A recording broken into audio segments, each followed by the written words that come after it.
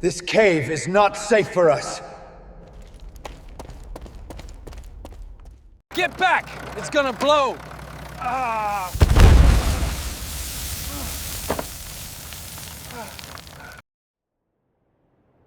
Welcome back to the vanished lands under the burning sun of northern Mexico, where the land stretched wide and dry. A group of miners worked through the dust and silence. The desert was endless, a place where nothing moved except the shadows of vultures overhead and the shimmering heat rising from sand. These men had come for silver. They dug deep into the bones of the earth, expecting veins of metal, the wealth of the mountains. But what they found was not silver. It was not ore. It was something no map had marked, no story had whispered, and no man had prepared for. The drills shuddered as they bit into the rock. And then, without warning, the ground gave way to emptiness. A hollow space was pierced, a hidden chamber sealed away from time itself. From that crack, a rush of air burst forth, heavy, wet, and hot. It was not the cool breath of a cave, but something suffocating, like steam from a furnace. Yet within that air was another presence, a sound, low, constant, a vibration, so deep it could not be heard with ears alone.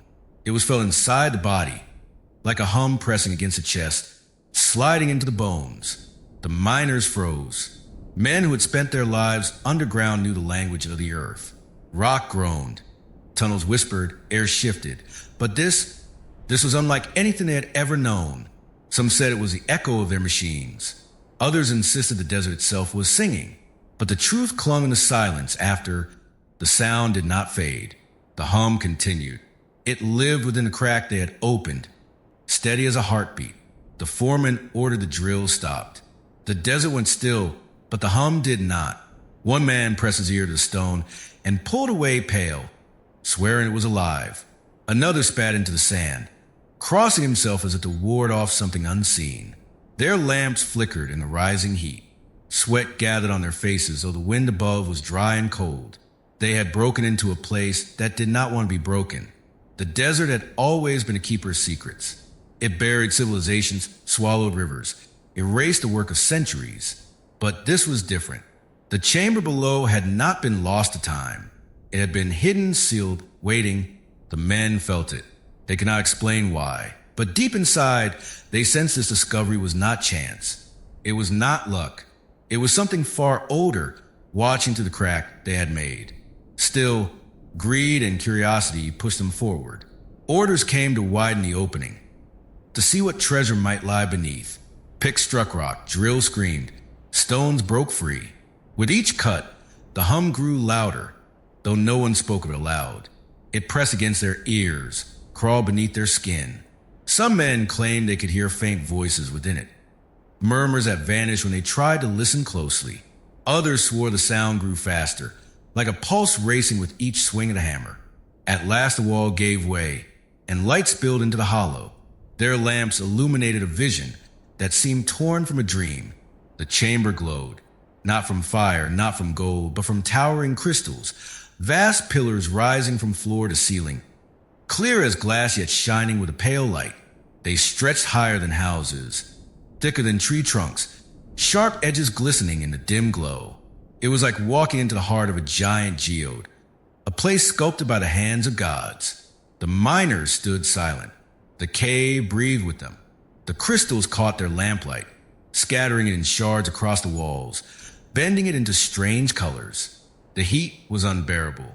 The air stung their throats, soaked their clothes. Yet no one left. They stared, drawn to the impossible structures that gleamed before them. Then came the sound again. Stronger now, undeniable. The crystals seemed to hum. Each one carried a vibration that trembled through the ground. It was not a song in any language, but a tone that lived deeper, beyond words. Some men covered their ears, though nothing entered through them. Others stood in awe, as if listening to the voice of the earth itself. One miner dropped his lamp. The flame hissed and died, swallowed by the wet heat. In the darkness, the crystals did not disappear. They seemed to glow faintly, as if light was trapped within them, pulsing in time with the hum. For a moment, no one moved. They were caught between terror and wonder, unable to tell if they had stumbled into paradise or into the lair of something vast and unseen. The foreman ordered them out. The air was killing them. Already some struggled to breathe, coughing, eyes burning from the heat. They scrambled back to the tunnel, gasping for the dry desert wind. But even as they left, the hum followed.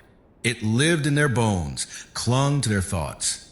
One man whispered that he could still feel it in his chest, as if his heart had learned a new rhythm. Another swore that when he closed his eyes, he could see shapes moving inside the crystals, shadows shifting in the glow. Above ground, the desert stretched wide and endless. The sun blazed, the wind carried dust across the flats, and life continued as always. But beneath, something had awakened. The miners knew it. Though they said little, their eyes betrayed the truth. They had touched a secret meant to be untouched. The discovery was reported, of course, to scientists, to companies, to men of power who cared for profit more than mystery. But for those who first felt the hum, the memory could not be sold nor forgotten. The desert had opened its mouth, and they had heard it breathe. They had glimpsed a chamber carved not by men, but by time beyond measure. And deep within that chamber, the crystal stood waiting, glowing, humming, as if aware that the eyes of men had fallen upon them at last. That night, the miners did not sleep well. Some dreamed of light stretching endlessly underground. Others of dark corridors filled with glass towers that bent in impossible ways. One awoke screaming, convinced of being buried alive inside a crystal wall. Another refused to return to work, his hands trembling as he claimed the hum had followed him home, whispering at the edge of hearing. In the morning, the desert looked the same, but they all knew it was not. The earth beneath their boots was no longer silent. Something hidden for thousands of years had been uncovered, something that breathed, that vibrated, that seemed to listen. And though the miners had left the chamber behind, the chamber had not left them. It lingered in their hearts, in their dreams, in the rhythm of the hum they could not escape. The cave of crystals had been found, but it had not been conquered. It waited alive beneath the desert. The crack in the rock widened with each strike of the pick. The miners' arms trembled, sweat poured down their faces. But they worked in silence, their breaths heavy and uneven. The first glimpse had been enough to silence their usual chatter. What they had seen behind that wall of stone was not silver, not gold, not or at all. It was something else, something so vast and strange that words failed them. Still, they carved, the sound of metal against stone echoing like drum beats deep inside the earth. At last, a slab of rock broke free. It crashed to the ground and shattered into pieces. The men stepped back, their lamps raised high. The opening yawned wider now, like a doorway into another world. Light spilled into the chamber beyond, and the sight that met their eyes rooted them where they stood. Crystals, not shards, not fragments, but giants. Each one rose from the ground like the spine of some sleeping colossus, transparent, sharp-edged, glowing faintly as if the earth itself had caught fire and cooled into glass. They stretched from floor to ceiling, some slanted across the chamber, others jutting upward like frozen lightning. It was a forest of stone and light, a cathedral sculpted by time. The men stared, lamps swung in trembling hands, their beams bouncing across the crystal walls, splitting into shards of color. The cavern responded in silence, yet the silence was alive. The air inside seemed to move, heavy and slow, as though the chamber itself was breathing. And with every breath, the crystals glowed faintly, their surfaces catching the dim light and throwing it back like mirrors from another realm. No man spoke at first. They could only look. The chamber was so vast it seemed endless, its ceiling hidden behind mist and heat. The crystals leaned against each other, some thicker than tree trunks, others so wide they looked like the bones of gods. To the men, it was as though they had stepped into the ribs of some ancient giant buried under the desert. Its skeleton crystallized into monuments of glass. The foreman cleared his throat, his voice hoarse. He told them to move forward, to test the ground, to see if it was stable. None of them wanted to, but none dared defy the order. So one stepped in, his boots scraping against the edge of the chamber. The The sound echoed, carried unnaturally far, like footsteps inside a cathedral. Heat struck him at once. Not the dry heat of the desert above, but a choking wet heat that wrapped around his body. He staggered back, gasping. The air was heavy with minerals, thick as boiling steam. Breathing felt like drowning. His lungs burned, his throat closed, sweat poured from his skin in rivers. The others hesitated, but curiosity pushed them on. One by one they entered, their breaths shallow, eyes wide. Every step deeper was harder than the last. The chamber rejected them. The air pressed down, cruel and suffocating. Men coughed and wheezed, their voices ragged, yet none turned back. The crystals pulled them in. Their size, their glow, their impossible beauty was stronger than fear. Inside, the light from their lamps scattered across the crystal walls, filling the chamber with strange colors. Red, blue, green, silver. The cavern seemed alive, shifting as they moved. Every angle revealed a new shape, a new reflection, a new pattern carved in glass. Some miners swore they saw faces flicker across the surfaces, like fleeting images trapped inside.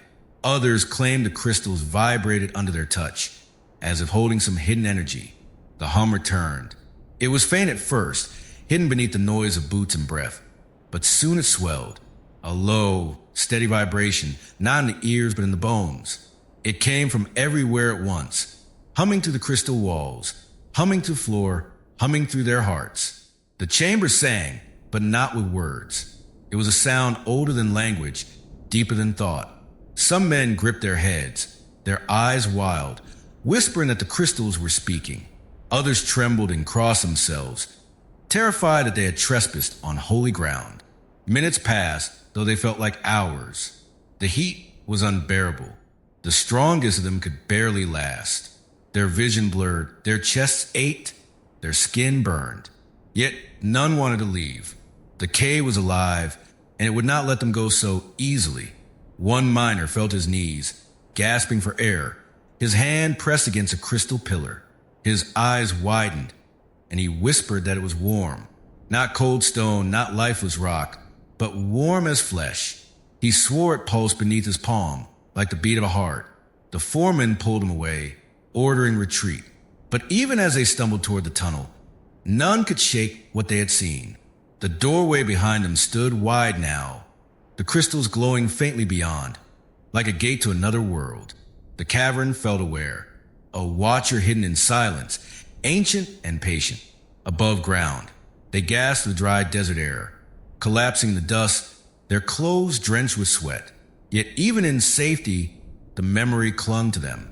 The heat still burned their lungs. The hum still pressed against their bones. One miner swore he could taste minerals on his tongue, sharp and bitter as if the chamber had followed him out. Another said that when he closed his eyes, he could still see the glowing pillars, endless and cold, stretching into darkness. They had expected silver. They had expected metal. Instead, they had found a forbidden place, a cathedral hidden in the earth. It had waited for thousands of years, sealed in silence, untouched by time. Now the doorway was open, and the cave was awake. Night came, but the miners did not rest. Around the campfires, their voices were hushed, their eyes darting toward the mountain. Some swore they could still hear the hum faintly in the distance, carried on the wind. Others claimed the crystals had called to them, that they had seen visions inside the glowing walls. Towers of glass, endless corridors, shapes that shifted like shadows. None admitted it fully, but each man knew the truth. What they had uncovered was not meant to be uncovered. The desert was vast, silent, and eternal. Yet beneath its skin, something had been living in stillness. It had endured heat, pressure, and darkness for ages beyond counting. And when the miners carved through, it did not welcome them. It pushed back, burning their lungs, drowning their breaths, forcing them to retreat. The cave had rejected them. But curiosity is stronger than fear. The miners knew they would return. They would bring scientists, explorers, seekers of profit and glory. They would break deeper, cut wider, shine brighter lights. They would step into that cathedral of crystals again, no matter the cost. What none of them yet understood was that the chamber was not a treasure chest waiting to be looted. It was not a tomb waiting to be plundered. It was alive in ways they could not imagine. The crystals were not just stone. They carried memory, time, something beyond human measure. They had waited in silence, but now the silence was broken. The forbidden doorway had been opened, and the cave would never be silent again.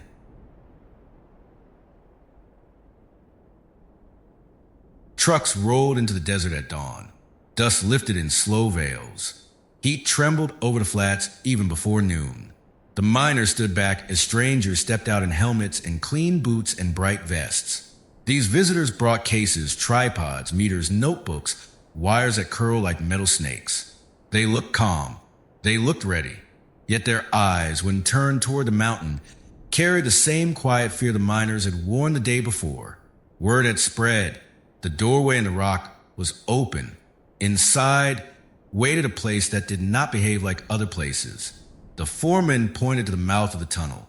His voice kept steady, though the memory of the glow still lived in him. He warned them about the heat, the steam, the wet air that felt like a hand on the throat. The scientists nodded. They spoke of protocols. They spoke of limits. 10 minutes. 15 at most. They spoke like careful teachers. But even careful teachers can be wrong in the presence of something old and unknown. They prepared. Cooling vests went on. Face shields were cleaned. Oxygen tanks hissed. The first team clipped lamps to their helmets and entered. Their steps echoed down the shaft. The miners waited in the sunlight and did not speak. The desert wore its day like armor. Nothing moved except dust and a few birds that circled high and far away. Inside the tunnel, the air warmed with each step. Water dripped. The stone exhaled a damp breath. Everyone knew when the team reached the doorway. Their voices changed on the radio. The words grew slower. The rhythm of breath grew loud. The leader said he could see the crystal forest. He said the light was breaking into rainbows across his visor. He said the floor was slick and the heat was like a wall. Then someone said it, so soft the radio barely carried it. "Do you hear that?" A pause followed. Another voice answered. He did not hear it. He heard only the hiss of his own breath. The first voice insisted. It was a tone, not a noise. A long, low tone that swam under thought, like a distant organ pipe, like the heartbeat of the ground. Meters were unlatched and set down. The team took readings. Nothing unusual at first. Temperature high, humidity high, air thick with minerals. But the tone, the soft, long tone, still seemed to flow from the crystal walls. The leader asked for silence. They went quiet as statues. The radio carried only air and a faint scrape when someone adjusted a strap. Then the leader spoke again. He said it was still there. He could feel it in his teeth. He could feel it behind his eyes. One of them checked the audio recorder. Its needle stayed flat. No signal. Another checked the vibration sensor. It blinked, waiting for a tremor. The ground gave nothing. The team member closest to the largest pillar touched it with a gloved hand. He drew back, startled. He said the crystal felt warm. Not hot like the air. Warm like skin. He pressed his palm again. He said the tone became clearer, as though the crystal carried it into him. Minutes passed. The heat rose. The leader called retreat. The team moved toward the doorway. Their steps were slow. The air was awake. Two of them staggered as if drunk. When they reached the tunnel, fresh air hit their faces. They coughed. They sat on the floor. They drank water. The miners helped pull off gloves and vests. When asked what happened, the leader spoke softly. He said the chamber sang. He said it sang with no sound the machines could hear. The second team went in after a rest period. New instruments. New ears. The plan was the same. Walk in. Measure. Breathe as little as possible. Leave fast. They entered the chamber with care. They placed contact microphones on the crystals. They placed geophones on the floor. They used laser lines to map the angles of the pillars. Once again, the people heard what the tools did not. A few said the tone swelled when they moved near the largest crystals, as if the pillars woke at their presence. A few said the tone faded when they stood very still, then returned like a tide. Ringing joined the tone. A thin ring, like a finger around the lip of a glass. Pressure gathered behind the eyes. A young researcher clenched his jaw and swallowed. He said he felt a cold line run through his head from one temple to the other. When he blinked, the rainbow shook and came apart, then shivered back together. He lowered his eyes to the floor. He saw water beating and sliding along the stone, leaving dark paths that seemed to choose their own routes. He looked up and wished he had not. The crystal ceiling had drawn a map across his visor. A net, a pattern. It made his thoughts slow and heavy. They left the chamber as the clock ran down. Outside, the desert looked kind again. Blue sky, pale sand, hard light. The team sat in the shade of the trucks and tried to name what they felt. One said fullness in the ears. Another said a weight on the tongue. A third said a whisper that was not in any language. When the audio files were checked, there was nothing but breath and a faint click of gear. The waveforms were flat. The geophones saw no tremor. The contact mics heard no song. The argument began at once, though no one raised a voice. The leader said the human body heard what the gear could not. Another said the body lied in heat and strain. One called it suggestion. Another called it panic held in secret. A miner listened and said nothing. He remembered the first time he touched a crystal with bare fingers. He had felt something then. A soft push from inside the stone. He would not name it for them. Night dropped fast. The sky turned from fire to ink. The mountain kept its shape like a shadow with edges. The camp lights glowed. A small generator hummed. It sounded thin after the chamber. The scientists reviewed data under a tarp. Numbers lined up. Charts looked clean. The leader massaged his temples and stared at the flat audio tracks. He played them again and again, as if the song would rise from silence if he waited. Nothing came. Still he kept playing them. And every time the silence felt like a refusal. Sleep did not bless the camp. The young researcher who had seen the net of light across the ceiling woke after midnight. He had dreamed of a white corridor with no end. The floor was clear like glass. Shapes hung inside it like seeds in amber. He could not name them. He drank water and thought of home and told himself the dream was only a dream. Then he heard something else. A sound not in his ears. A sound in his chest. A quiet thrum. He held his breath. It stayed. He moved his hand to his breastbone. The bone felt like a small drum under the skin. He did not sleep again. Morning brought a new plan. If the tone hid from microphones, they would measure pressure in the inner ear. They would map tiny shifts in heartbeat. They would watch the pupils of the eyes. The third team entered with sensors taped to their temples and chests and fingers. The doorway greeted them with a wave of wet heat. Their faces shone behind the visors. They stepped around the base of a crystal, so large it looked like a ship's keel. They moved between two pillars that leaned together like the arms of giants.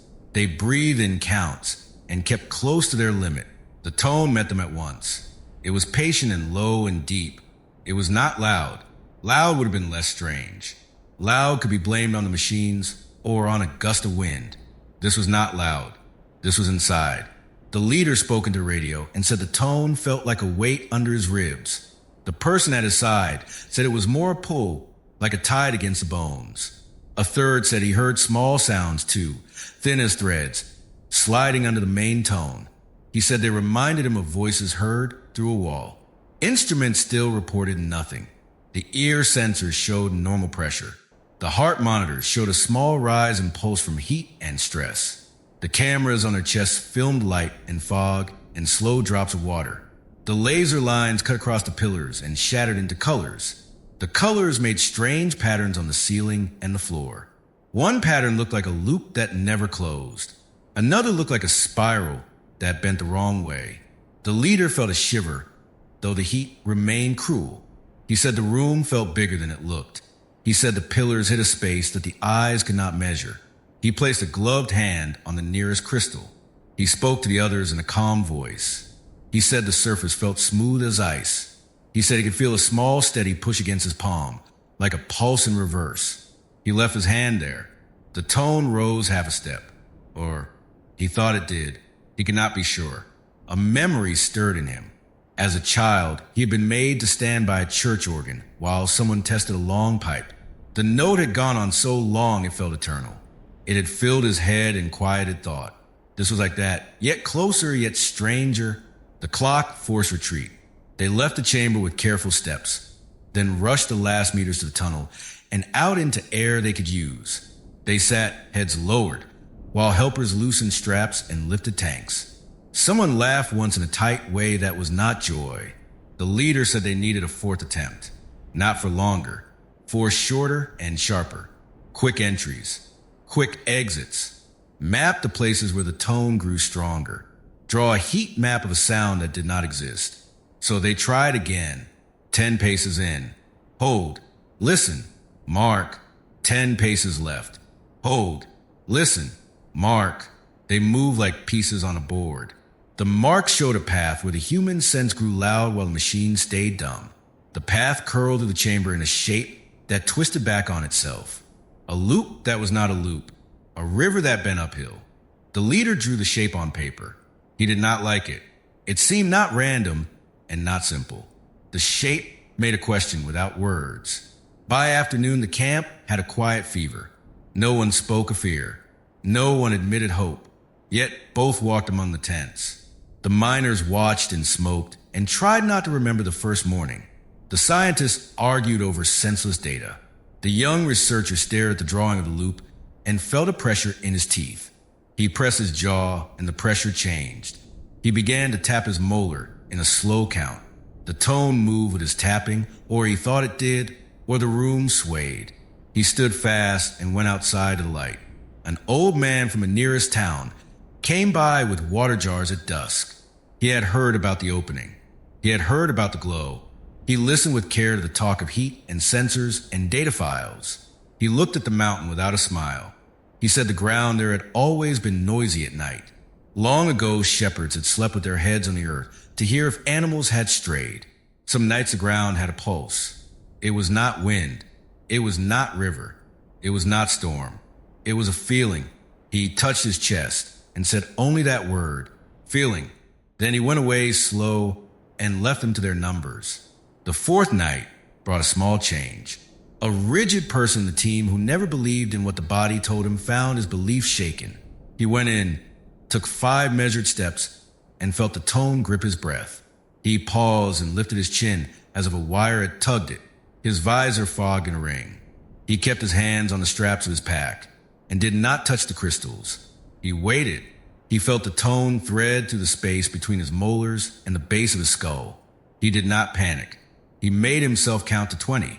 At 20, he felt a second sound as fine as hair across the first. He stepped back. The second sound left. He stepped forward. It returned. He left the chamber in perfect time to the clock and spoke once outside. He said the room changed his body into a part of the room. The team grew quiet at those words. They did not write them down. They worked with charts. They worked with files. Yet at the edge of the group, a thought grew. Maybe the crystals did not sing alone. Maybe the chamber did not make a sound you could trap. Maybe the people who entered became part of an instrument that had waited for players with blood and breath and bone. The question formed with clear shape now. Were the crystals singing, or were the people being played? Or was the chamber one piece of something even larger, something the mountain hid, something the desert covered like a veil? Evening returned. The world above stayed steady as always. The world below kept its warm breath and its slow lights. The miners packed their tools for the night.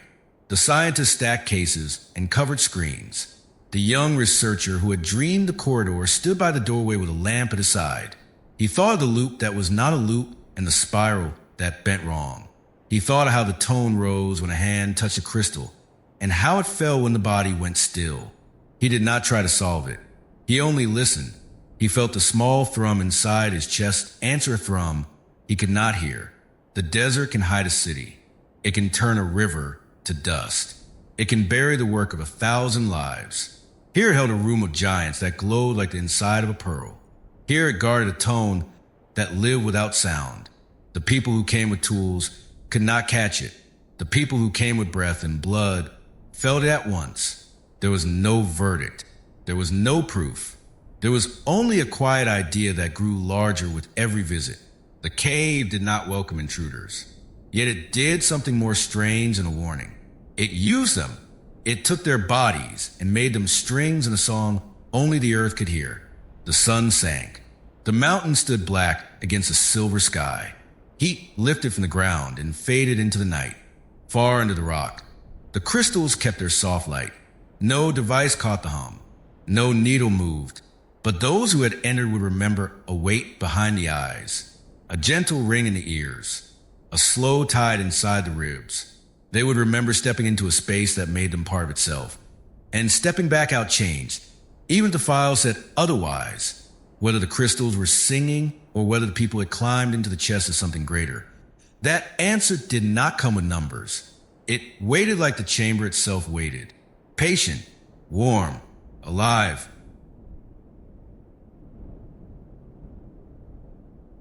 Morning light washed the desert in pale gold.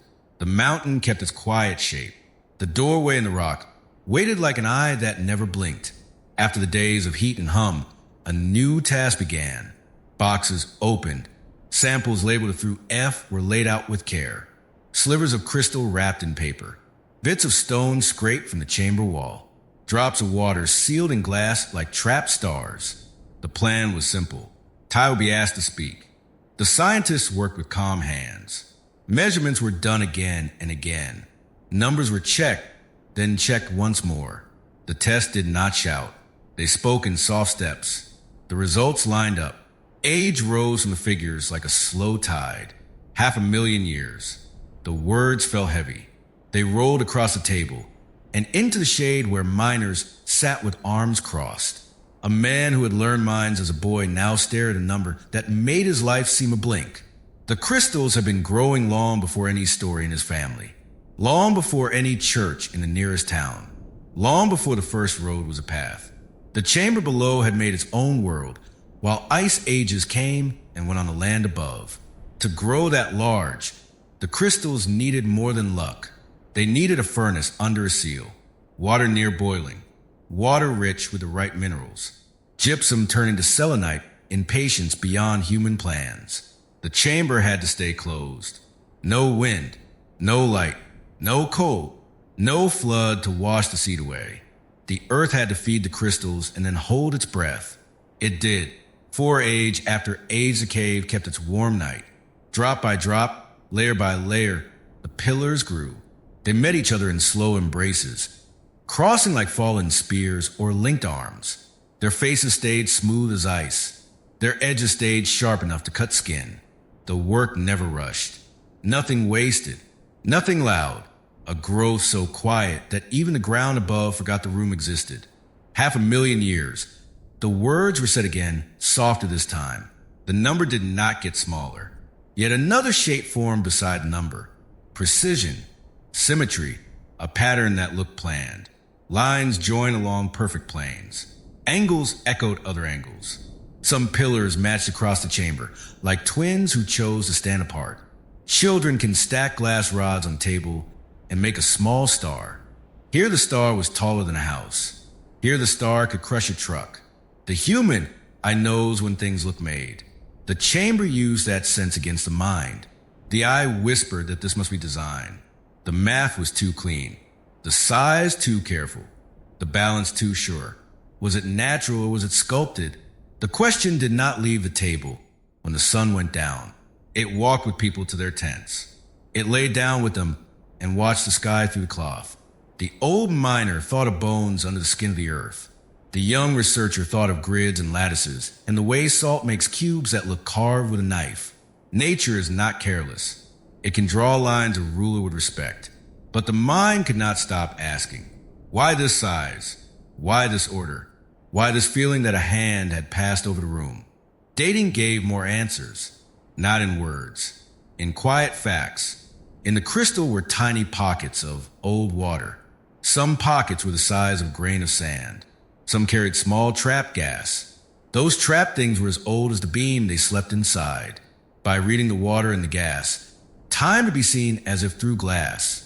The story stayed the same. A long hot bath sealed away. A recipe kept stable for many ages. The chamber had been a pot that never boiled over. It had been a temple of heat. This should have settled minds. It did not, because the chamber did more than hold age. It reached into dreams. The first nights were the worst. Men and women went to sleep tired, expecting simple rest. Instead, they saw corridors of light without end, high towers of glass with no doors, sky that was not sky, but a ceiling so clear that it felt like falling upward. Some saw a stair that moved by itself, a stair with steps made of crystals the size of ships, turning like slow water. Others woke with tears and could not name why. Not everyone dreamed, but enough did that the tents buzzed with talk even in the heat of day. People described the same places though they had not spoken to each other before. Long halls where the floors shone and the walls held shapes inside them. Rooms where time did not feel straight. A man would stand still and think hours had passed. Then he would check his watch and find that only minutes had gone. Two people who had never met went pale when they learned they had both dreamed a tower with no top. Dreams can be simple tricks of a tired brain. The heat can bend sense. But the dreams kept the path back to the chamber. The direction of the rooms in the mind lined up with the layout of the pillars below. A person who had stood by the largest crystal tended to dream of a square hall. A person who had rested near the slanted pillars tended to dream of hallways curving like shells. Patterns grew. They were not perfect, but they were there like footprints in sand that the wind had not yet erased. Time, size, order, and now sleep. The leader of the team, a quiet person with careful ways, tried to step away from belief. The job was to test the age, to respect what nature can do with simple rules and long patience. No talk of hands that did not exist. No talk of minds in the rock. Still, that leader woke one night with a taste of metal on the tongue and a cold line across the forehead. The dream had been a simple one. A white room, a black line. The line had moved to the head from left to right, slow as a tide. In the morning, the leader did not record the dream, but the face looked more tired. In the shade of the trucks, a small group spread drawings on the tailgate. Triangles, planes, axes. They tried to model the most perfect of the pillars and the way one leaned into another. The math sang. Angles fit. Surfaces met along rules that crystal obeys in clean water in deep calm. The lab models did not make beauty. The cave had done that by scale. Yet when the team stacked in crystal rods and tray of warm solution, something strange happened. A roof formed above the rods that they had not planned. A thin roof that made a closed shape in the middle. The young researcher stared at it until his eyes hurt. The shape in the middle looked like a door. No one used the word alive. It felt too big, but the room behaved as if it had held a plan for itself. Ancient heat began to look like a sculptor with slow hands. Not a mind as people know mind. Not a will that could name its want. More a set of perfect conditions that guided each arm of crystal to meet another in the best way. If you drop sand on a drum while a note is played, the grains will find lines and sit along them. The pattern is not a person's choice. It is given by rules that the ear cannot see. The chamber below felt like that. A long note matched to a long bath of heat. The sand became spires. The spires learned to brace each other because that was the only path that let them keep growing. Every change carved out of other choices. 500,000 years of choices no human could see. The desert noon burned. The camp smelled of dust and metal. A child from the town visited with an ant who sold water. He peered into a case where a small piece of crystal lay, no bigger than his hand. He touched the lid with one finger and asked if this came from the place of giants. The ant shushed him, but the scientist beside the case nodded. The child leaned close and whispered that at night he had seen a light under the ground when he closed his eyes. Not a dream, he said, just a light behind the lids. He thought the world had a lantern in its chest. He smiled and went away with a cup of cold drink. The scientist stood still for a long time. Not all dreams were bright. A woman who had entered the chamber only once woke, shaking, and could not speak for a minute. When she found breath, she said she had been inside a corridor that grew longer as she walked. The farther she went, the more the walls leaned in. At last, the floor rose a little, then a little more, until she had to climb as if on a hill. She turned around to leave and saw there was no way back. She closed her eyes inside the dream and opened them in the tent with her heart racing. The air outside tasted like steel. As the days went on, the dating became a stable fact. 500,000 years. The growth conditions became a clear fact. Boiling water with minerals under a sealed roof. But the questions tied to shape and mind did not fade. The biggest pillars were precise to a degree that made a person's chest ache. The faces ran straight for many meters, as if a careful blade had guided the plane. The corners met at angles that could be measured with a square. At small scale, this is expected. At that rare size, it felt like seeing straight streets in a city thought to be wild land. Were they natural or sculpted? The miners had their own way to answer. One said that a tree grows a perfect ring each year, though no carver draws it. Another pointed to a hive and said a bee makes a hexagon without math on paper. He spoke softly, as a person does when speaking in a place of worship. The chamber below was not wood and not wax, but perhaps it was like that. A law written in heat and time and water. A law long and patient that carves from within. Still, the dreams would not sit quiet. One older man who had never gone in, who had only touched the outer wall with a hand, woke with a clear image in his head that he could draw without skill. It was a tower of glass leaning into another tower of glass, and between them a slit of darkness in the shape of a human body standing sideways. He showed the sketch to the others with a shy look. The young researcher took the paper and, without making a sound, went to the largest crystal pear. The slit in the drawing matched the gap where people had stood to take measurements. Night fell before he spoke again. Stories spread in town that the earth there kept old dreams like seeds and shared them with anyone who came near. A school teacher said her students had all drawn windows with triangles that week. A baker said bread that rose overnight near the mountain had a different bubble pattern, long instead of round. People smiled and shook their heads. Yet more than one looked toward the ridge in the evening, the way people look toward the sea. Time inside the chamber did not pass like time outside. A person could stand for 5 minutes and swear it had been 20. Another could lose an hour and think it was 10 minutes. The rhythm of the hum seemed to take hold of the inner clock and turn it slower or faster without asking. When the team compared notes, their memory of the same hour did not match. Watches agreed. Minds did not. The simple thing cut deep. Human life is kept by time. If a room changes how time feels, the room opens a wound no bandage can cover. The leader tried to close the question. Nature can be exact. Nature can be huge. Nature can shape our sleep. When we pass into places that confuse the body, write it down. Pack the cases. Submit the dates. But the leader walked alone to the doorway at dusk and stood where the air from the chamber licked the skin like warm breath. In that moment, a faint pressure crossed the forehead from left to right, the same slow line as in the dream. The leader touched the brow with 2 fingers and closed tired eyes. Above, the sky turned violet and then deep blue. Stars lifted one by one. The mountain held the last light. Below, the crystals kept their patient watch over the warm air. Each face waited for a lamp that would return tomorrow and cut it into color. Each edge waited for a hand that would lay there and feel a pulse that the mind would deny and the heart would remember. The numbers are clear. Age beyond memory. Heat beyond comfort. Minerals in perfect measure. A door held shut by the earth until metal teeth found it and turned its lock. A natural room. A sealed world. That is a story the test can tell. Another story rides beside it. Quiet and persistent.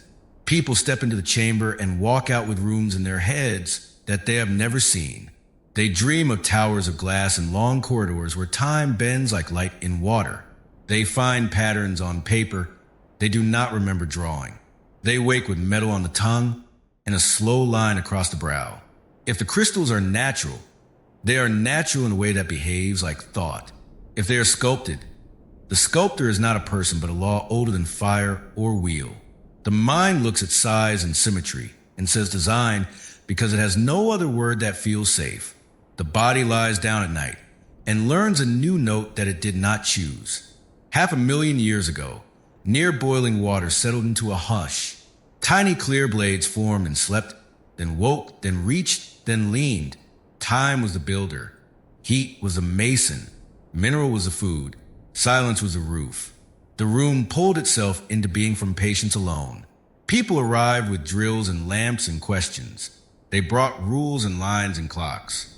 The cave answered with age and with shape and with dreams that do not fit into charts. No verdict is needed for wonder to be true. The chamber does not ask for belief. It only remains itself. Warm, ordered, vast. It waits in the dark and teaches slow lessons to anyone who steps close. In the end, whether the crystals were sculpted by hands that do not exist or formed by time as clean as a blade, the feeling is the same when a person stands among them. A sense that the world is older than fear. A sense that the earth can think without words. A sense that rooms can be alive in ways that make the heart move, then hold still, then move again. The enigma is not a riddle to solve. It is a music made by heat and time. It is played for ages under the desert, while people were born and lived and forgot and slept. Those who listen carry a thread of that music back into daylight. They speak quietly. They choose simple words. They say the chamber felt like forever, and the dream felt like a path back to it. And the numbers, however clear, could not hold a whole what the crystals had become. The air inside the crystal chamber was heavy enough to press thought into silence. Each step into that furnace pulled the body down like a weight. Suits pumped cold water across the skin, but still the heat wrapped explorers in a grip that felt alive. The crystals leaned above and around. Clear walls of stone frozen, in impossible size. Their faces shone like mirrors, yet the mirrors never held still. At first, explorers thought it was a light. Lamps struck the crystal walls, breaking into colors that bounced and scattered across the chamber. But when eyes adjusted, the colors still moved. Faces appeared where no faces should be. A nose in the corner of the vision. Lips were a shard bent into another. At first they laughed, calling it tricks of reflection. Then the faces blinked. One researcher dropped his notebook. His lamp had caught a wall, and in that wall he swore he saw his own face staring back. But the reflection smiled while he did not. The lips stretched wider, then vanished as he stepped closer. He shook his head, claiming exhaustion, but the silence of the others told him he was not alone. They too had seen shapes looking back from the crystal skin. Shadows moved next. Long, stretched forms sliding across the floor though no body cast them. A miner who entered once and never again said he saw a group of shadows crossing between the pillars as if an unseen crowd walked past. Yet, when he turned his lamp toward them, the chamber was empty. His knees gave way, and he crawled back toward the tunnel, whispering that the cave was filled with watchers. The feeling of being watched grew in every visitor. Even in silence, even in stillness, the weight of unseen eyes pressed against them. It was not a noise. It was not a sight. It was a sense, as though the crystals were not objects but eyes themselves. Eyes that had waited long years for human arrival. Eyes that did not close. Some explorers could not take it. They stayed only a minute before retreating, their hearts racing as if chased. Others tried to endure, tried to believe the chamber was only heat and stone. They touched the crystals to prove they were lifeless. Yet the moment their palms pressed against a smooth surface, strange things happened.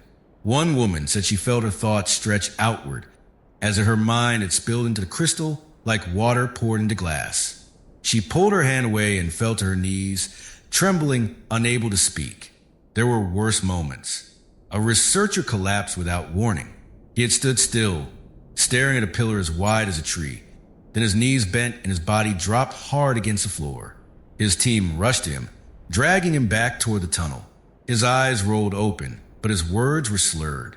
He whispered that he felt himself drawn into the crystal, pulled as if a lattice inside had opened like a net and tried to catch his thoughts. Hours later, when he recovered, he refused to return. His notes ended mid-sentence, the pencil mark breaking where his hand had stilled. Was it heat exhaustion? The chamber's air was heavy enough to choke. Minutes stretched into years under that pressure. Hallucinations could rise from the body's fight to survive. Yet the visions felt too precise. Two shared. More than one person saw the same forms. More than one collapsed with the same words.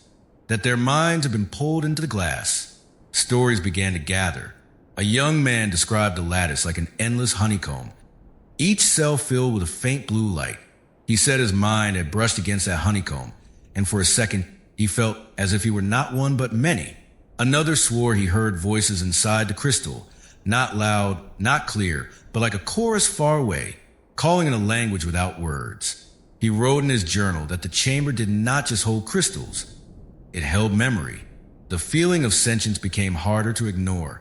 Visitors spoke of the crystals as though they breathed. The hum was already known. That low vibration pressed through the body like a slow pulse. But now, combined with the visions, the hum felt like a language. Each vibration might be a note, each note a thought too slow for human time. Some began to believe the chamber was alive. Not alive in the way of blood and flesh. Alive in the way of time, form and pattern. Alive in a manner humans could not define, but only feel. The giant crystals have been growing for ages, each one a record of heat and water and silence. Perhaps they had gathered something else as well. Perhaps they had absorbed the thoughts of all who passed too close. Carrying whispers away amber carries insects. Skeptics laughed. Yet even skeptics left with sweat that was not only from heat. Even skeptics admitted that the walls seemed to shift when lamps moved, bending into forms the ice swore were not there before. Even skeptics admitted to dreams of corridors and towers, the same dreams that haunted those who believed. The psychology of the cave became as strange as the crystals themselves. People entered confident and left shaken, their sense of self bent. One man stood in silence before a pillar and afterward said he could no longer remember his childhood house with the same clarity. It was as if part of him had been drained into the crystal while something foreign slipped back in. He said it lightly, but his eyes betrayed unease. Not all responses were fear. A few explorers felt peace inside. They said the cave stilled their minds, softened the noise of thought, replaced it with a rhythm that was slow and calm. One woman who suffered constant restlessness in her life claimed that inside the chamber she felt quiet for the first time. She begged to return, even when warned of the dangers. Her team refused, and she wept not from fear, but longing. The chamber affected each visitor differently, yet the pattern was always deep. No one entered and left unchanged. Some saw faces, some heard whispers, some collapsed, some felt serenity. But all carried the sense that the crystals were not passive. They were not simple minerals waiting to be studied. They were participants. Theories formed and grew like vines. Some claimed that the heat and humidity altered the brain, tricking the mind into shared hallucinations. Some claimed that the crystals, with their vast size, created fields that influenced the nervous system.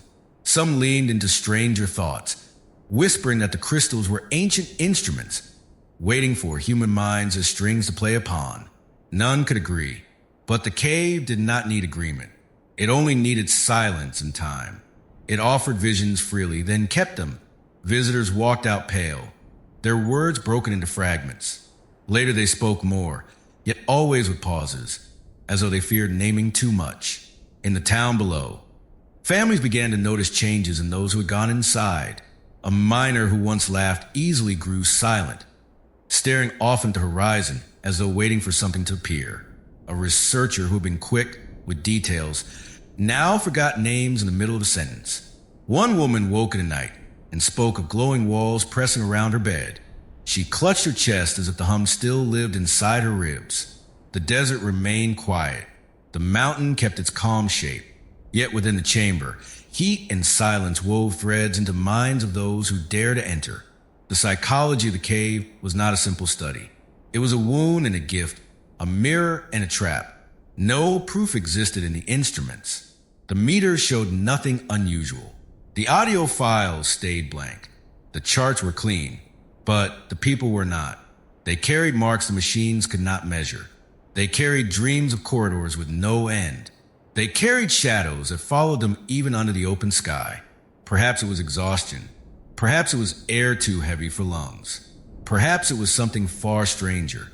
The crystals stood silent. The crystals did not move. Yet somehow, within that stillness, minds bent, thoughts stretched, and the sense of being watched never left. The cave was more than a room. It was an experience that lived inside anyone who touched it, whether illusion or reality. It shaped memory like clay, To walk among those giant spires was to feel a hand unseen press against the mind. A hand that guided, a hand that pulled, a hand that whispered without sound. The explorers returned again and again, each time hoping to separate truth from trick. Each time they left more uncertain than before. The chamber gave no answers. It only gave its presence, its hum, its faces, its shadows, its strange pull on the human heart. And each visitor, no matter their belief, left with the same quiet thought lodged deep inside. That the crystals were not just stone. They were listeners. They were keepers.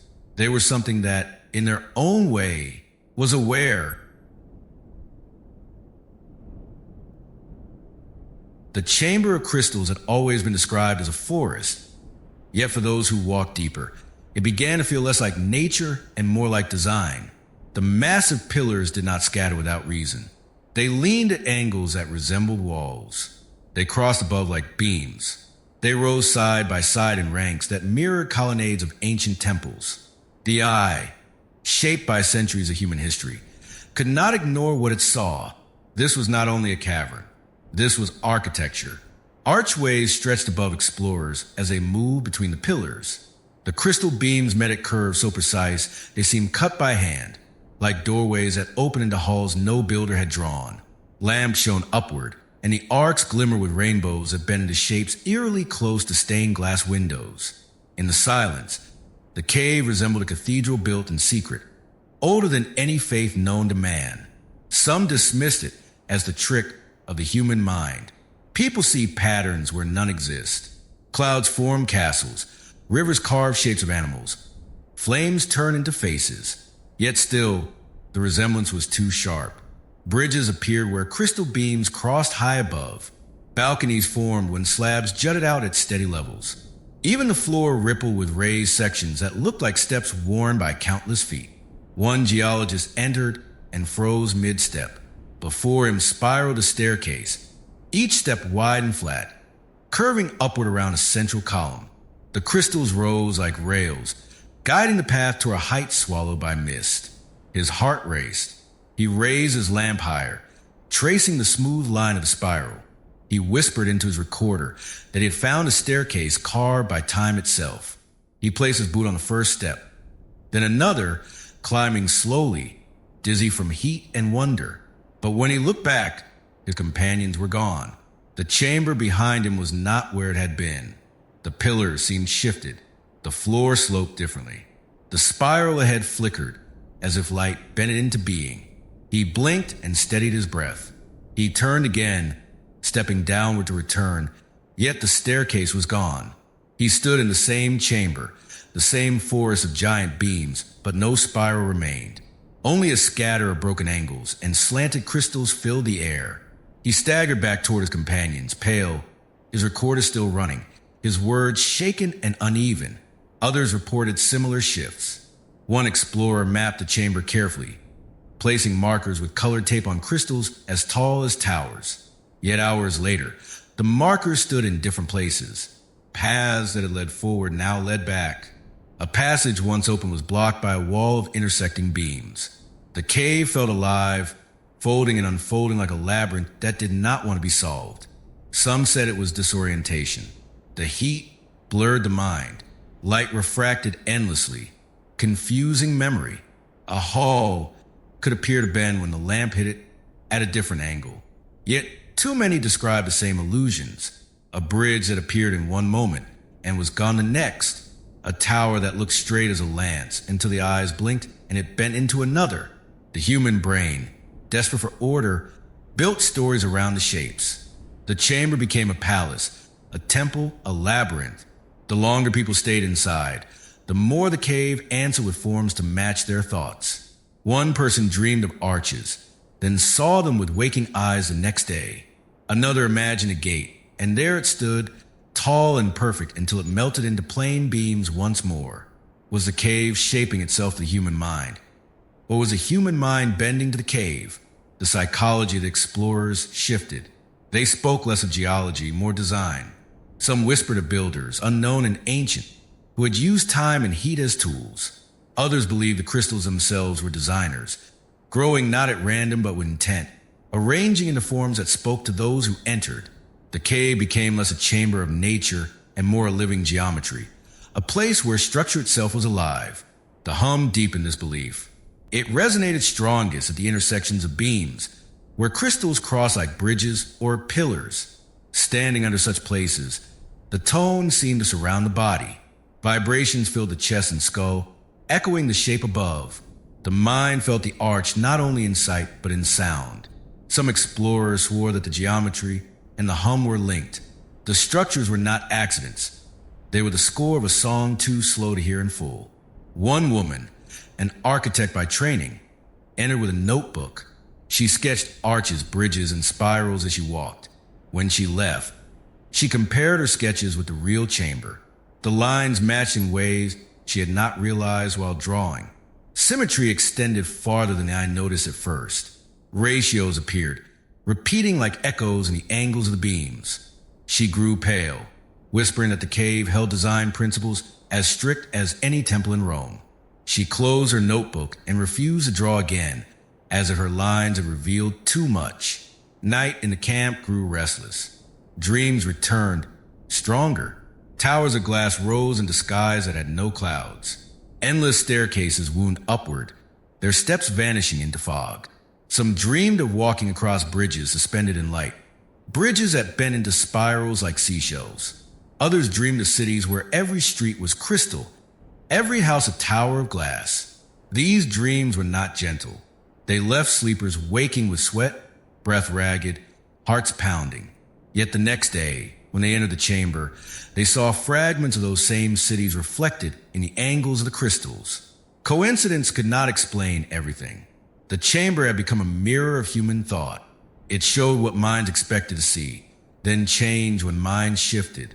One explorer insisted he saw a doorway in the distance. He walked toward it for minutes, his lamp steady. But when he arrived, the doorway was gone. His team swore he had only wandered between two leaning beams that never formed a door. Yet in his notes he wrote that he felt the air on the other side was different, thinner, cooler, as if he had stepped almost into another world. The idea that the cave could move, folding and unfolding, grew impossible to ignore. Maps were useless. Markers shifted. Distances stretched or shrank. A person could walk 5 minutes in one direction, then turn and find themselves where they began. The labyrinth lived. The chamber did not obey the straight rules of space. Theories grew darker. Some whispered that the cave was not shifting at all. Instead, it was the visitors who shifted. The crystals bent perception, folding minds inward and outward until the body walked paths that made no sense. Perhaps the spiral staircase had never been there, except in the geologist's own mind. Yet his feet had felt steps. His breath had counted the climb. What power could blur the line between stone and thought so perfectly? Time itself warped in the geometry. Minutes stretched or snapped. A group entered together. But when they emerged, their watches disagreed by long gaps. One claimed they had been inside half an hour. Another swore it was 2 hours. Yet the clocks of those outside showed less than 20 minutes had passed. The cave, with its living shapes, bent not only space but also the human sense of time. In town, old stories began to surface. Elders spoke of places under the earth where paths changed each night, where shepherds swore tunnels led them in circles until dawn. Legends told of caves that trapped travelers, folding walls until they were lost forever. No one had mentioned such tales when the miners first drilled, but now whispers spread like smoke. Some said the Cave of Crystals was one of these living labyrinths, a place where stone itself had memory and will. Explorers could not prove this, yet they left shaken. The chamber was not just a place of giant beams. It was an architecture that built itself in shifting ways. A temple that rearranged its walls. A staircase that rose only for a moment, then melted back into glass. The cave did not welcome maps. It mocked them. It did not accept certainty. It reshaped certainty into confusion. The geometry lived. It lived in reflections, in hums, in the strange pull on the human eye. It lived in dreams that echoed reality and in realities that bent into dreams. Some believed the cave was trying to speak. Others feared it was trying to trap. But all agreed the chamber did not sit in silence. It moved in ways too subtle for instruments and too sharp for the human mind to ignore. The desert above stayed plain, flat, and bare. The sun rose, the sun fell. But deep beneath, the crystals stood like walls and towers a city no hand had drawn. They made arches that echoed cathedrals. They made staircases that rose and then vanished. They folded themselves into new halls, new shapes, new paths. And those who walked inside left a single, quiet truth pressing at their hearts. That the cave was not only stone. It was not only heat. It was not only time. It was something far stranger, a geometry that seemed alive, a labyrinth that could think, and a cathedral that built itself from silence and light.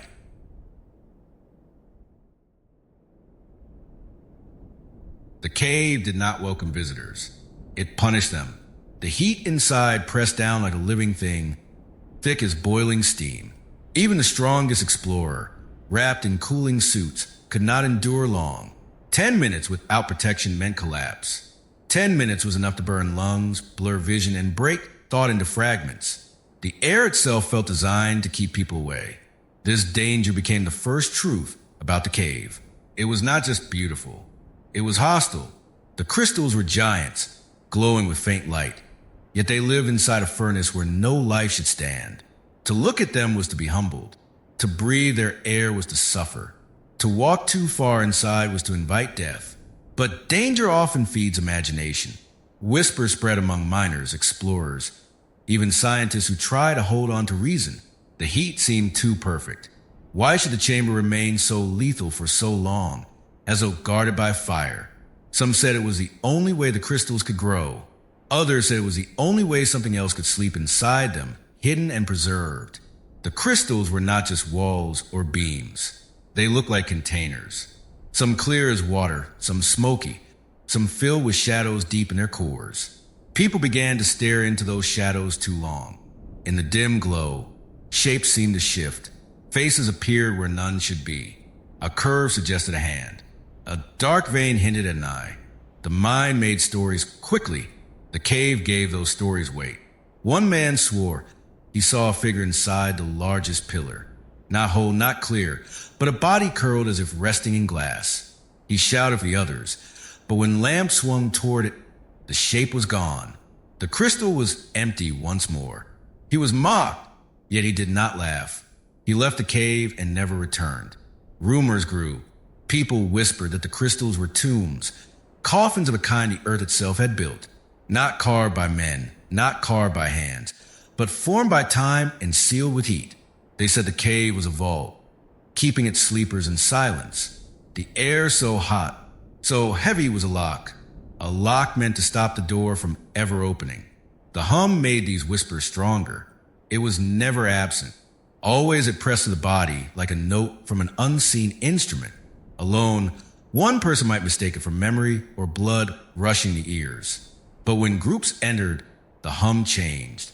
It grew louder, thicker, more complex. A single tone deepened into layers, as though the cave itself reacted to human presence. Explorers noticed it first in silence. Two people entered together. They stopped breathing heavily.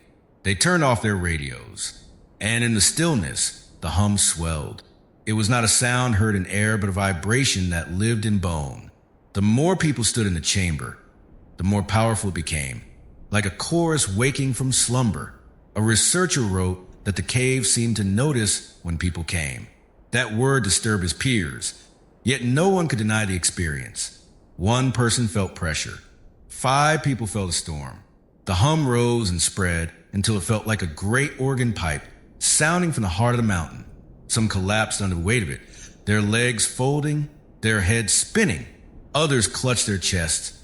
Sure, their hearts had fallen into rhythm with the vibration. If the crystals were alive, then perhaps they were responding. If they were containers, perhaps what lay inside was stirring. The danger of the cave became more than heat. It became the thought that visitors were not just intruding, but waking something vast and old. The heat protected it. The crystals held it. And the hum was its slow voice rising.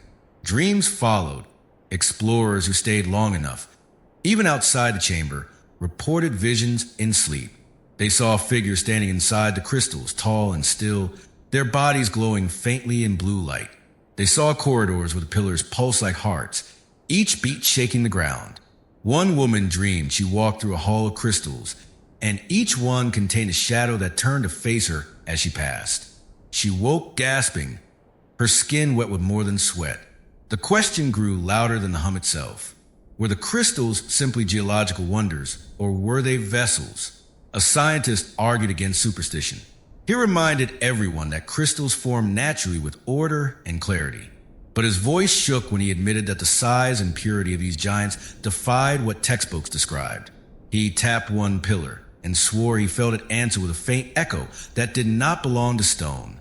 Later that night, he dreamed of a body inside that same pillar, though he had never believed the rumors before. The miners, less bound by rules, spoke freely. One said the cave was a prison. Another said it was a nursery. A third believed it was a place of preservation, where something older than history had been sealed away by the earth itself. Their words carried the weight of fear. None laughed as they spoke them. Each time people returned, the hum reacted. Each time, the air seemed heavier. Once, when a group of 7 entered, the vibration shook so strongly that dust fell from the ceiling in slow spirals. The sound was not recorded on machines, yet every person inside felt it deep as their marrow. They staggered back into the tunnel, eyes wide, unable to explain why the chamber had seemed angrier that day. The danger of collapse was real. The suits helped against the heat, but nothing could protect the mind from what it sensed. Some visitors left broken, refusing to speak of what they had felt. One man tore off his helmet outside and shouted that he could still hear the hum, louder than ever. He fled the site and never returned. Another sat for hours staring at the horizon, his lips moving as if answering questions no one else could hear. Science tried to tame the cave with data, but numbers could not explain why the hum grew stronger with company. Numbers could not explain why shadows formed inside clear walls. Numbers could not stop rumors that the cave held secrets too dangerous to disturb. The crystals stood silent, patient, immense. Their faces shone like glass, yet their hearts seemed filled with darkness. The heat guarded them, burning lungs, blinding eyes, warning every intruder that this was no place for man. Still men entered. Still, they pressed their hands to the smooth surfaces and swore something pressed back. The dangerous secret of the cave was not only in its furnace air. It was in the thought that the earth itself had sealed something away, locking it in glass and fire, humming its warning to the bones of those who dared to listen. Whether natural or not, the cave behaved like a vault, and those who entered carried the quiet fear that they were not studying wonders of geology, but disturbing prisoners of stone. Above, the desert stretched calm and endless. The sky burned blue. Vultures circled, patient as ever. But beneath, the cave breathed its slow heat. The crystals waited in silence, glowing faintly, holding shadows in their depths. The hum swelled when footsteps echoed inside, as if aware, as if alive, as if warning that some doors, once open, can never be closed again.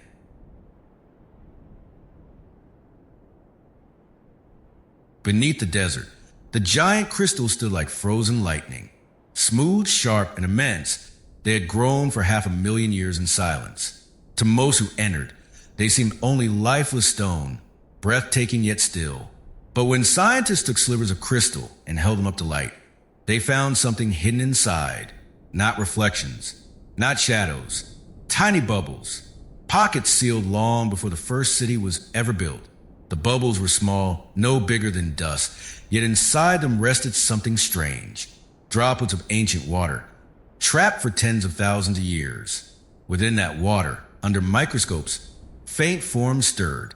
Shapes too small for the eye, curled like tiny seeds. They were microbes sealed in crystal coffins, cut off from sunlight, from air, from the living world above.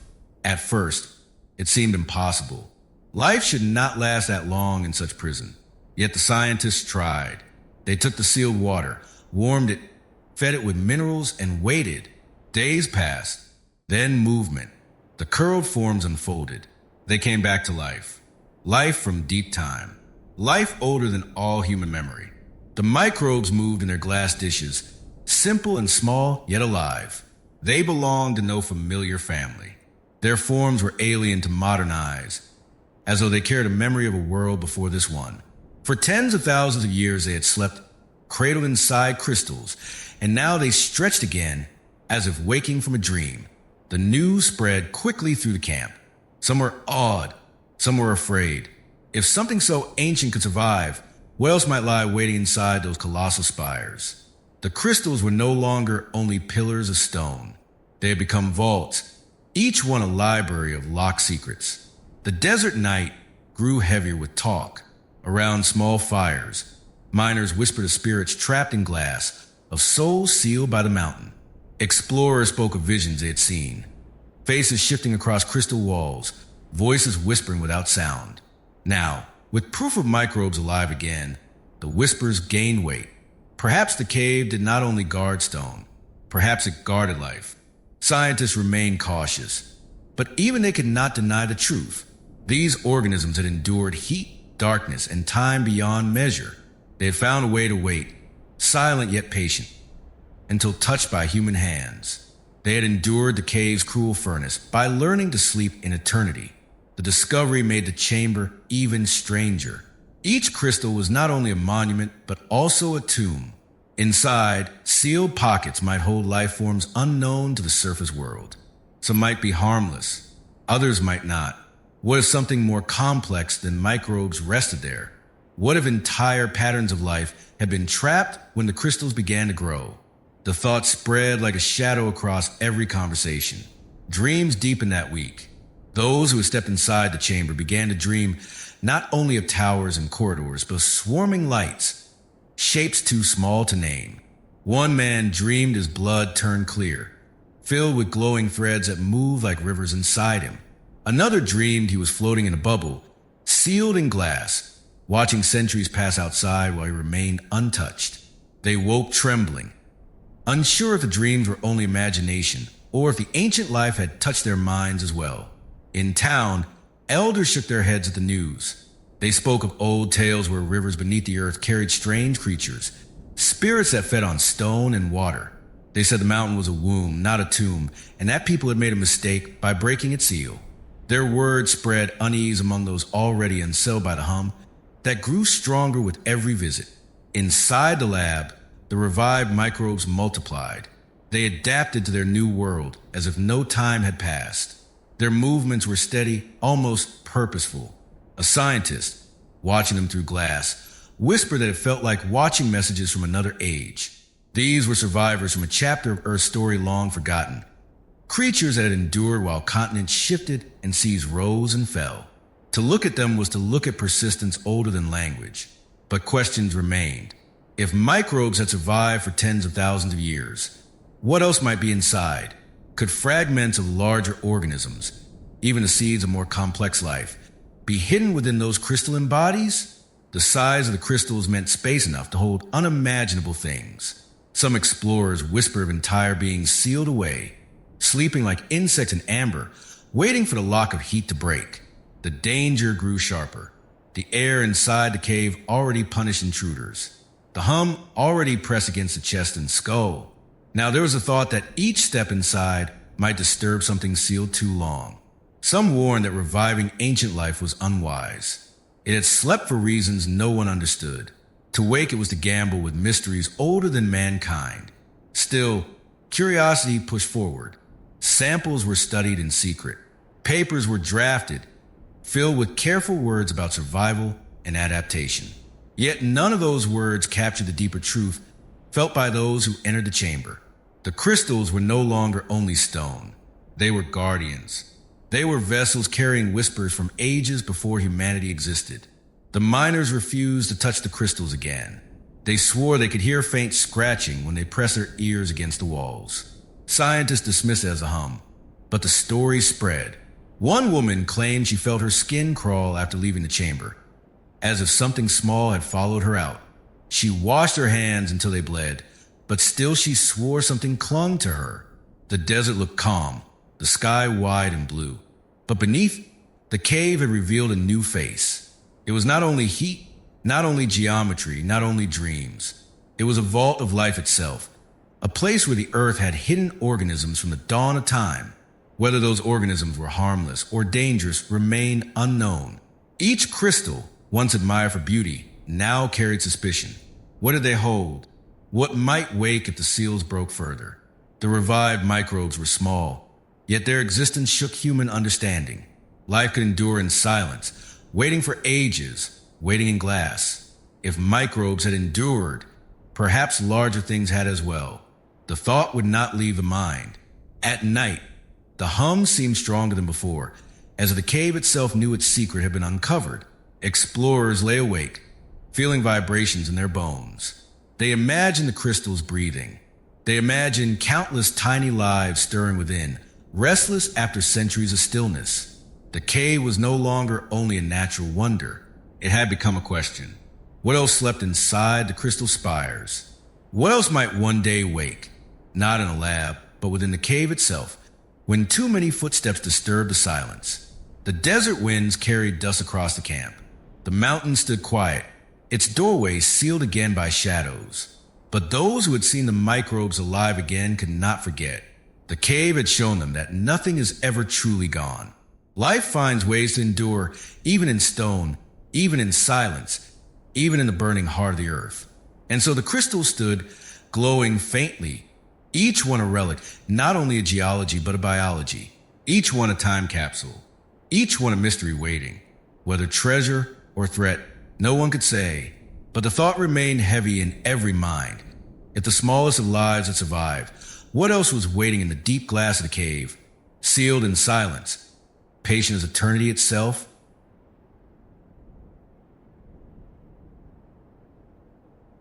The cave tempted those who saw it.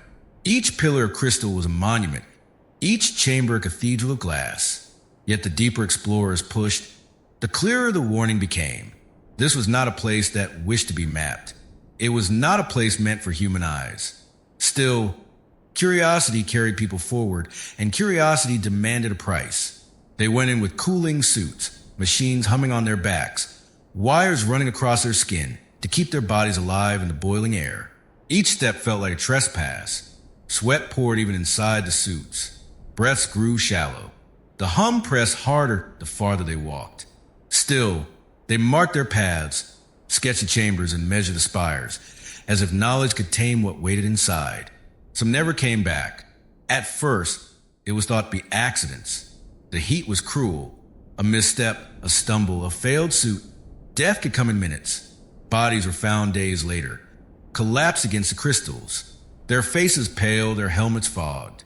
They had not screamed or fought. They had simply fallen as if sleep had claimed them.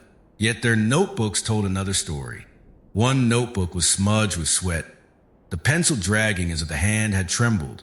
The words inside spoke of voices. Not echoes, not hallucinations, but voices that called the explorer's name. At first soft, then louder. He wrote that the voices came from the crystals themselves, whispering like water running through stone. On the final page, he wrote, "The crystal does not reflect me anymore. It holds me." Those words spread like wildfire among the camp. What did he mean? That the reflection in the crystal was gone? That the glass no longer gave back his face, but swallowed it instead? When others checked the same chamber, they swore their reflections too seemed wrong. Slower, delayed, as if the glass was thinking before it copied them. The price of knowledge was no longer only the danger of heat. It was the danger of being noticed. The deeper they went, the more the cave seemed to respond. Lights flickered against the crystal walls, and shadows lingered after the bodies had passed. At times, explorers swore they saw themselves standing in the reflections, still as statues, even while they moved. Another report described an unseen weight. A geologist wrote that the moment he entered a hidden chamber, he felt as though the air had thickened into hands pressing against his shoulders. He heard his wife's voice calling his name, though she was hundreds of miles away. He dropped his pen mid-sentence, and when his body was found later, the notebook lay open on the floor with only those words recorded. Those who returned carried haunted eyes.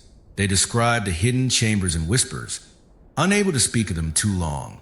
Some swore the crystals had grown closer together, narrowing paths that had once been wide. Others claimed to hear a rhythm in the hum, like breathing or the slow toll of a bell. The more they tried to measure, the less the cave allowed them to. Arguments broke out among the scientists.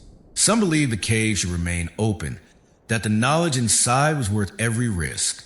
The crystals held secrets of geology, biology, even time itself. Each step deeper promised new discoveries. Others argued the opposite.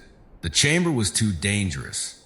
The heat alone killed men, and the whispers in their notebooks hinted at dangers beyond heat. They feared that opening the cave further would release something no one could contain. The debate grew fierce. Papers were drafted. Warnings were sent. But still, explorers returned, driven by the pull of the unknown.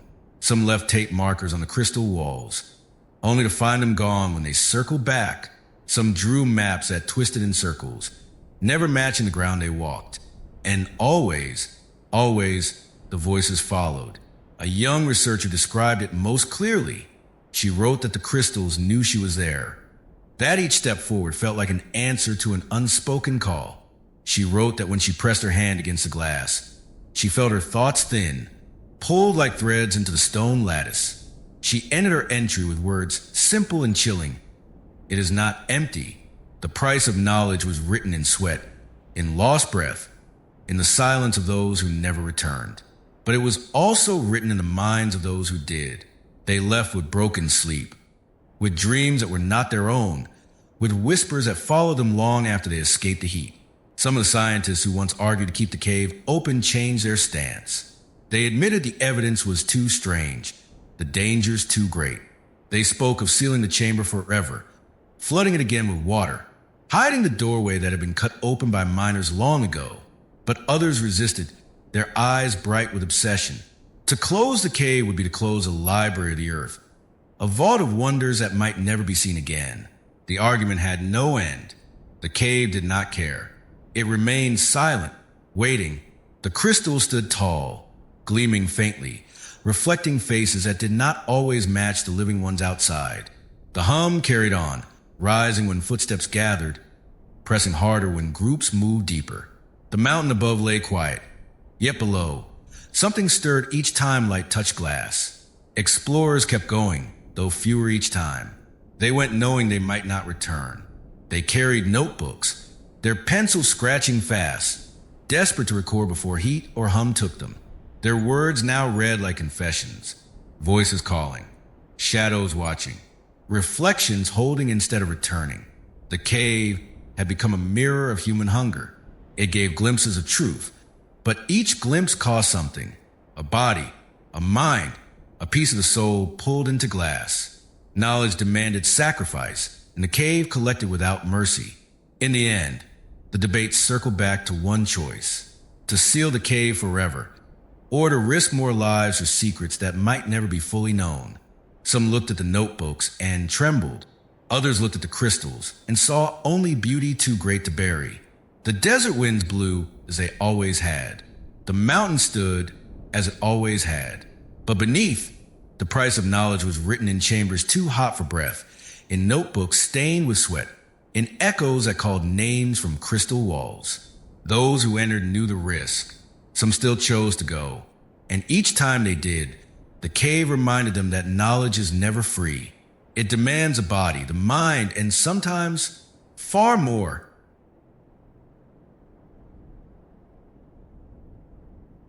The story of the Cave of Crystals did not end with discovery. It ended with silence. The chambers once walked by miners and explorers are now locked away again, reclaimed by the same earth that hid them for 500,000 years. Tunnels that carried footsteps and light are drowned once more. Water has risen, boiling and mineral-rich, swallowing the doorways men cut open. It is as though the mountain grew tired of visitors and sealed its heart with flood. Today, no one may enter. The authorities call it protection. They say the air is too dangerous, the heat too much, the risk too high. They call it preservation, to guard the crystals from careless touch. Yet for locals who live at the base of Nika, the reason feels older, deeper. They say the cave was never meant for human eyes, that to open it was a mistake, that the earth itself has hidden what should remain hidden. Still, the legend refuses to die. At night, when the desert is quiet, when the sky spreads dark and wide, miners claim they feel the ground tremble faintly under their boots. A soft vibration, not strong enough to shake stone, but strong enough to stir bone. They speak of a hum so low it cannot be recorded by instruments, yet it lingers in the chest like a secret heartbeat. It comes from deep beneath the mountain where the drowned chambers lie. No one can prove it, yet the stories grow.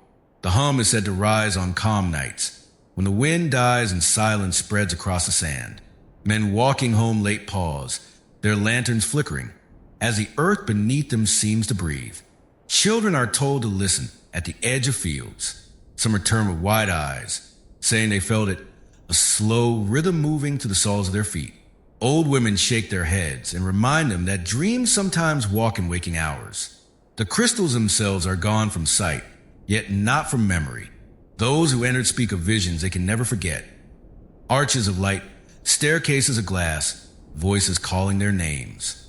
Those who never entered pass the stories down, adding shadows and whispers until the cave becomes more myth than fact. But myths often carry truth hidden in their folds. What remains certain is this: the cave does not rest in silence. It is alive in its own way, even now.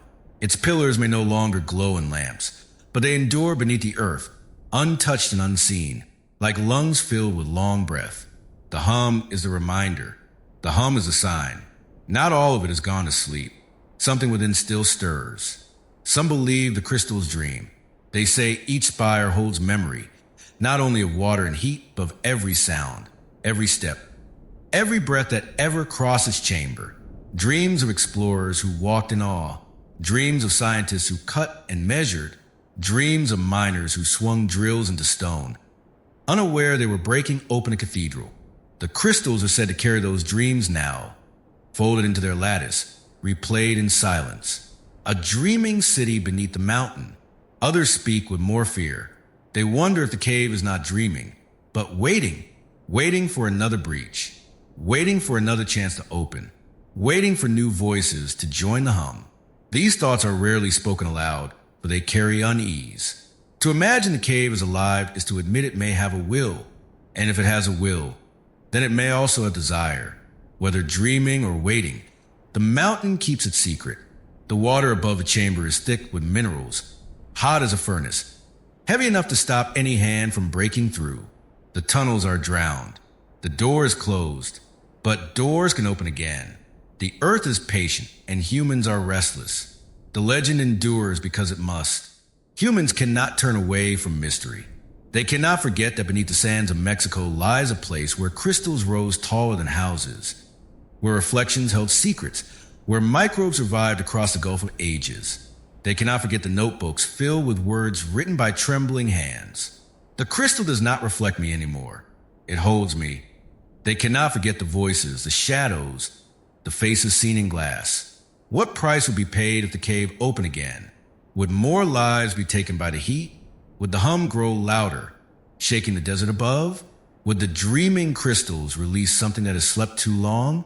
Questions remain, and in those questions, the legend grows. The Cave of Crystals is no longer a place of exploration.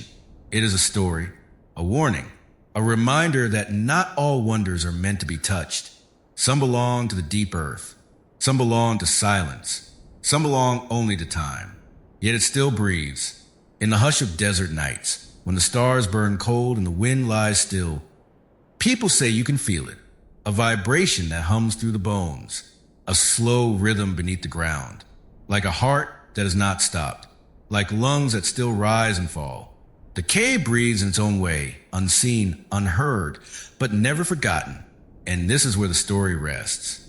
A mystery sealed beneath stone and water. A cathedral of glass hidden from the world once more. A dream too heavy for daylight. Too strange for human hands. It waits, whether in silence or in song, deep below the desert of Nika. The crystals may never see light again.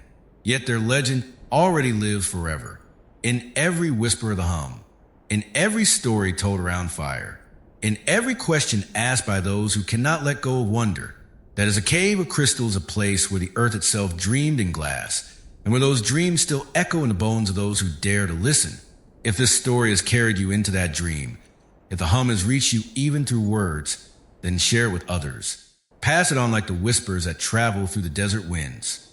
Like, share and subscribe to keep these legends alive. So more voices may hear the hum and wonder what waits in the deep silence of our world. For the Cave of Crystals has closed its doors, but its story has only begun.